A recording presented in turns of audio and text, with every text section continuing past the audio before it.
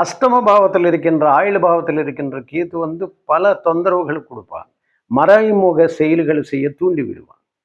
ஏன்னா கேது ஞானக்காரக்கராக இருக்கிறதுனால யாருக்கும் எட்டாத ஒரு அபூர்வமான சிந்தனைகள், ரகசியங்கள், secrets of the human life, secrets of the different விஷயங்களை பற்றின ஒரு அறிவாற்றல், ஒரு ஒரு சயின்டிஸ்ட் மாதிரி செயல்படும் எட்டில் இருக்கின்ற கேது. இருந்தாலும் எட்டாம் பாவம் கெட்ட பாவம் இல்லையா? கெட்டவனும் ஆறாம் பாவத்தில் எட்டாம் பாவத்தில் இருக்கிறது நல்லது தான் தரும். இருந்தாலும் ஆயுளுக்கு அடிக்கடி கண்டங்கள் ஏற்படும். சித்த பிரமை உண்டாகும். சில சமயத்துல வந்து மனசு வந்து பயங்கரமா குழப்பத்துக்கு ஆளாக்கப்படும். ஏன்னா கேது சர்ப்ப கிரகங்கள் இல்லையா? ராகு கேதுகள். அதனாலதான் அதுக்கு வந்து எதுக்கு இங்க நீங்க ஒரு ஞானத்தை புகட்டுக் கொள்ள வேண்டும்? ராகு கேத்துகள் சர்ப்ப கிரகங்களா இருக்கிறதுக்கு காரணமே நம்மளுடைய உடலில் இருக்கின்ற அந்த குண்டலினி சக்தி என்ற அந்த சர்ப்பத்தை எழுப்புவதற்காக தான் அந்த 2 கிரகங்கள் வந்திருக்குதுன்றது நீங்க நன்றாக உணர வேண்டும்.